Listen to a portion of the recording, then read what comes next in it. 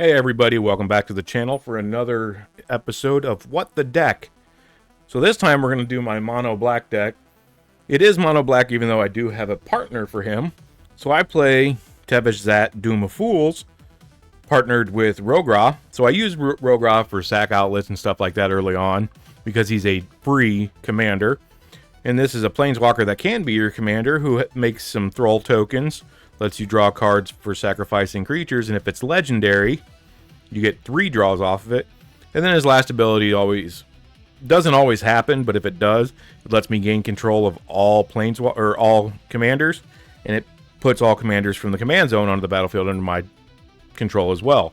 Which is funny because if I kill him off and put him back to the command zone with state-based actions, he will come back and I'll be able to use him again due to the way the state-based actions work. So I can get 2 uses off of him in 1 turn sometimes.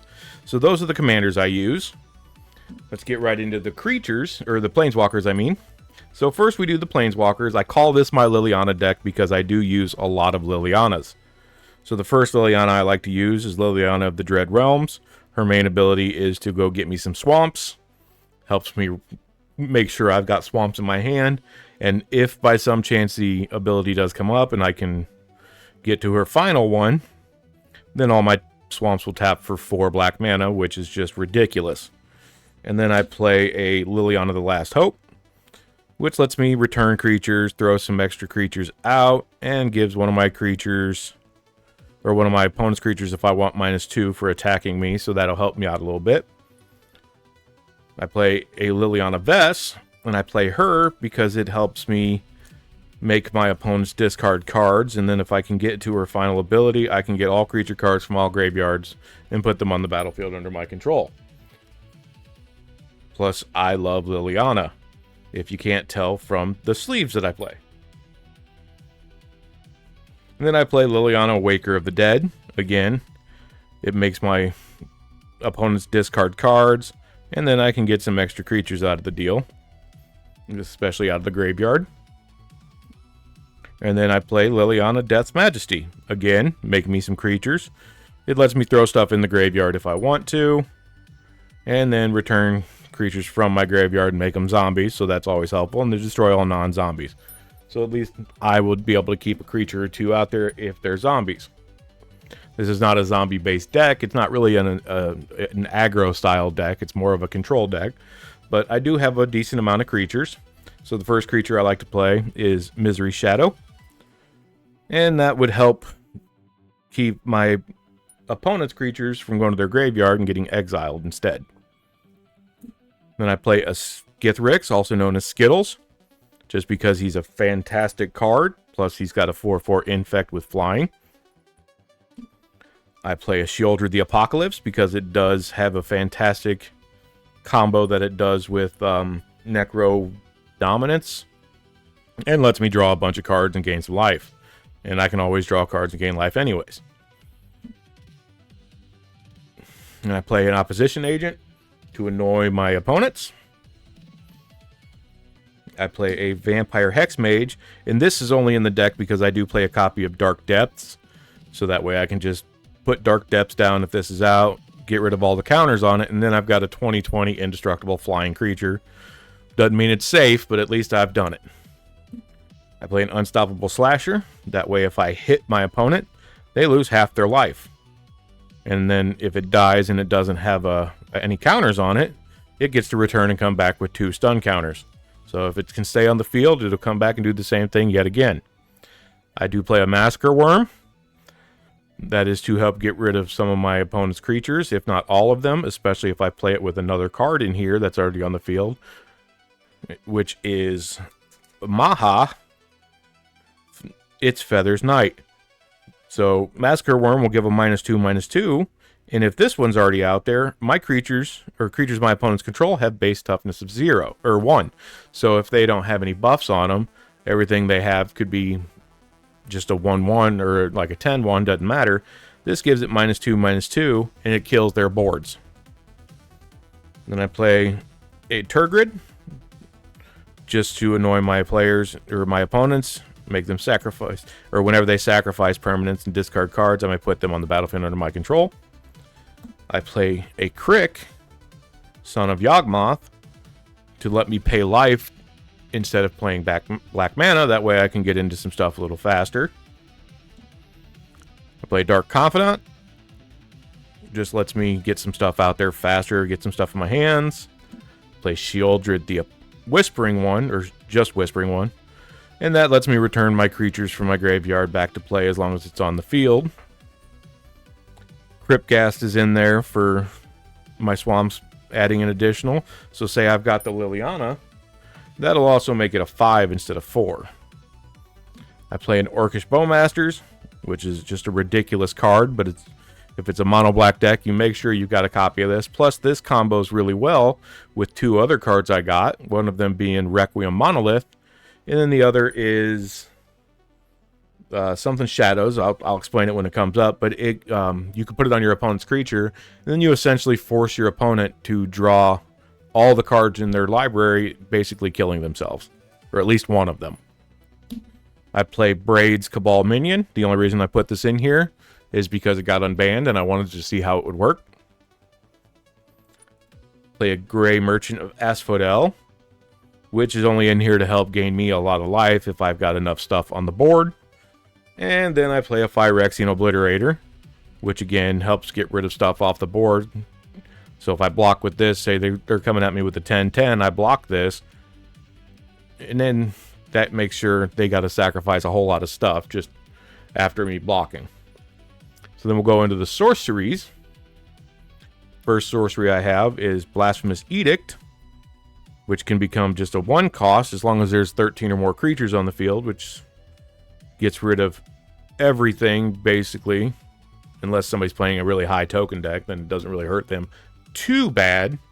I play a Come Back Wrong, which helps me destroy something and then take it to my side of the field and do stuff with it if I need to. And say I do this to somebody's commander, due to the way the card has to resolve, I would get their commander before they would be able to put it back in the command zone, and I would only get to keep it until the beginning of the next end step, but still, it gets it out of the way and lets me use it if I can for something. Say I need to sacrifice a creature to like Phyrexian Altar or something.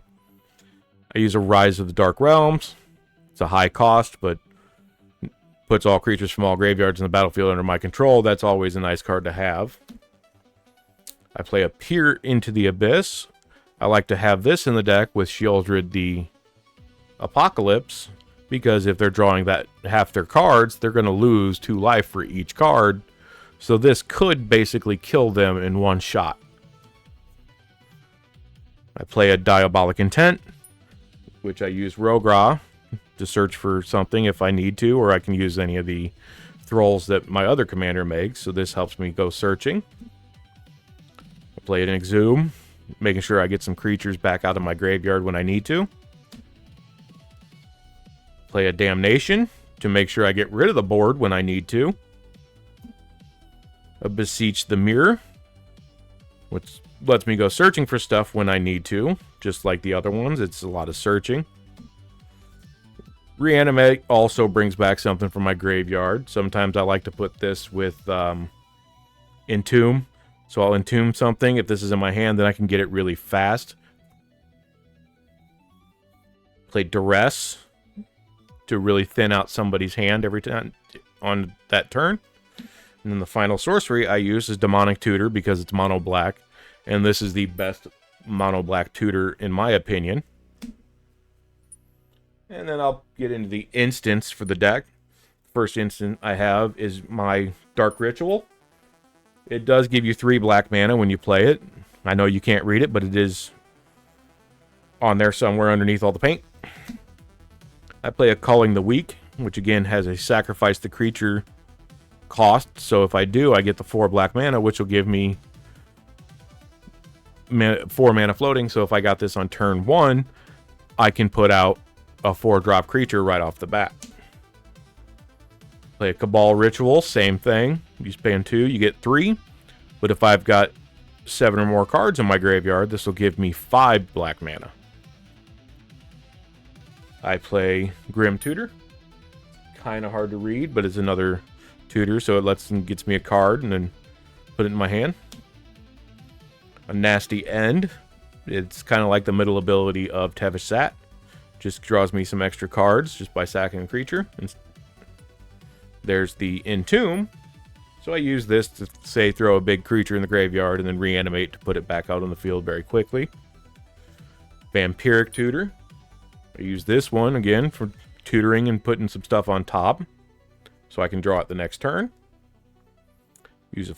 I play a Flare of Malice, just to get rid of some stuff off the board and take care of any problems. Again, the same thing with Dismember. Give something -5/-5 until end of turn, just to get something off the field.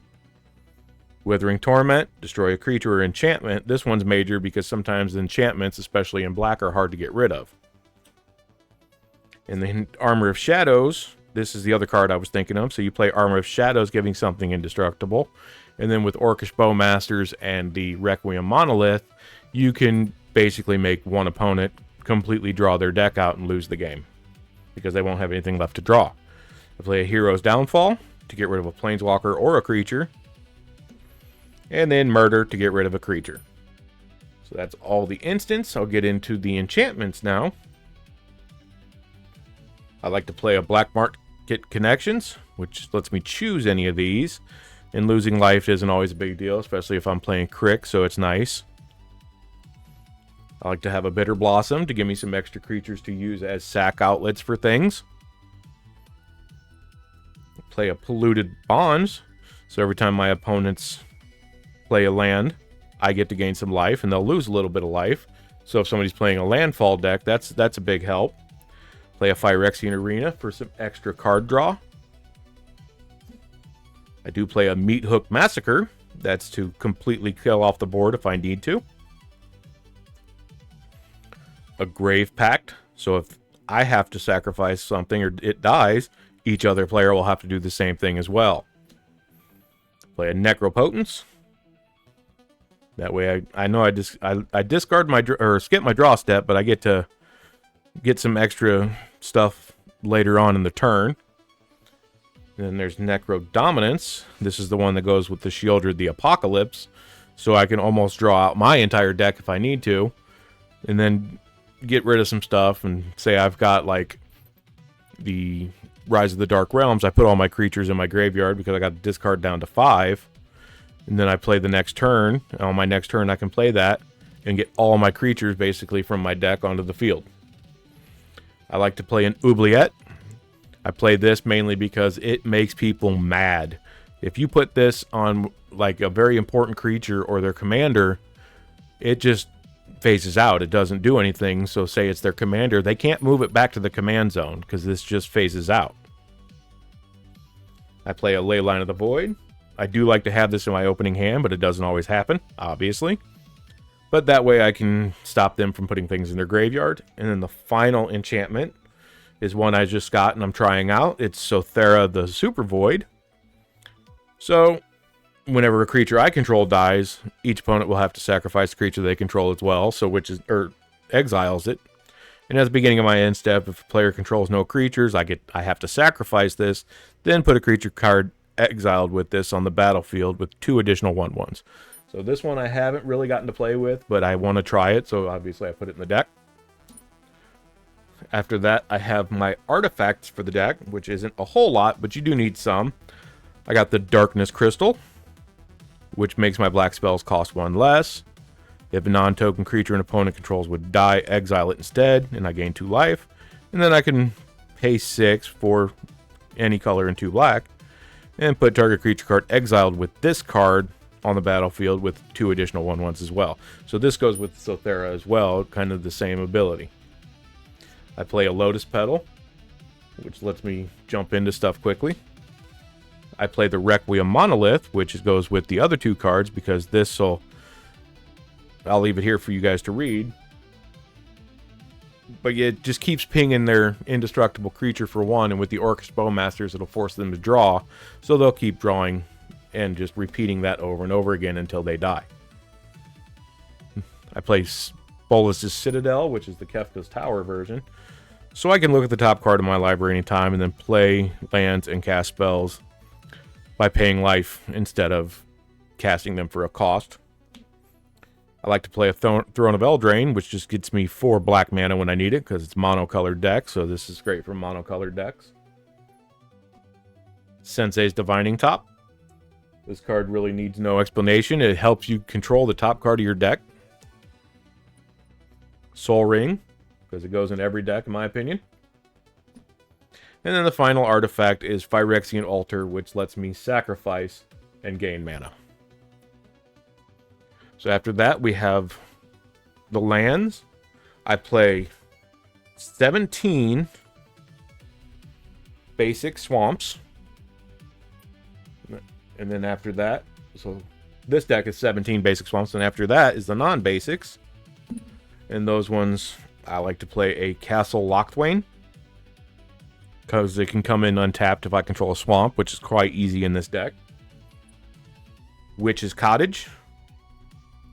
And it lets me put a creature back from my graveyard on top of my library when it comes in untapped. And all I gotta have is 3 swamps for that to come in untapped. I play a Phyrexian Tower to sacrifice a creature and gain 2 black when needed. And I got a lot of creature generation, as you saw. I play a Lotus Field just for the extra bump in mana when I need it, and I can sacrifice swamps for that. Voldrath Stronghold, because if there's something in my graveyard and I have no way to do it, I can still put it back on top of my library if I need to get the card back. Westvale Abbey, because of the token generation of the deck itself and my commander, I can get into the Ormondal Profane Prince pretty easily. And that way I have a big 9/7 flying lifelink, indestructible, and haste creature on the field. Because all it takes is to pay 5 and sacrifice 5 creatures and transform it. Play Shizo Death Storehouse, because I can give my target legendary creature Fear, which they got. Fear means they can only be blocked by artifact creatures and either black creatures or creatures that share a color with it. I can't remember which one was which. Fear and Intimidate are similar in their wordings. I play a Urborg. That way I can make something lose First Strike or Swamp Walk, and any First Strike creature I'm getting hit by, I can make it lose it, so I can, save something of mine at the same time instead of just killing it. Thespian Stage to make a copy of something on the field. Sometimes it's Urborg, sometimes it's Cabal Coffers. It just depends on what I want to use it for. I play the Barad-dûr. It lets me amass orcs, just like the Orcish Bowmasters does. And this only needs a legendary creature on the field to come in untapped. So if this is in my opening hand, I can play Rogra out, put this down untapped, and then I have access to the black mana right off the bat. There's the Dark Depths that I play with the Vampire Hexmage to get rid of the counters on it. Thespian Stage also does the same thing, so I'll make it lose the counters and I'll get a creature off of it that way. I play Cabal Coffers because any mono black deck needs Cabal Coffers. And then you play this Cabal Coffers with Urborg Tomb of Yawgmoth, which makes each land a swamp in addition to its other types. So because everything's a swamp, this can tap for a lot of mana. So you play these 2 cards almost always together. I like to play a Lake of the Dead, because I can sacrifice a swamp and get 4 black mana. So if I can get this out on turn 2 or 3, it helps out. Not 2, but 3. Because you do got to sacrifice a swamp when it comes in, or this dies. I play a Lotus Veil, which again, I'll lose 2 lands, but I'll gain 3 mana. So it kind of trades off a little bit. The only downside to this one is they have to be untapped lands, where not all the other ones do. And then I play a Nykthos Shrine to Nyx as my final land for the deck, because all the black pips on the field can help gain me some mana off of this card. So that is my Liliana deck, which is technically not Liliana at all. It is Tevesh Szat's deck, but that's my mono black deck. So hopefully you guys liked it. Leave any comments on what you think you would do differently, or if I said something wrong. It can happen, so let me know. And then make sure you like, subscribe, hit the notification bell to keep up with the What the Deck series or the Pauper Punch Out series. And thank you guys for watching, and as always, game on.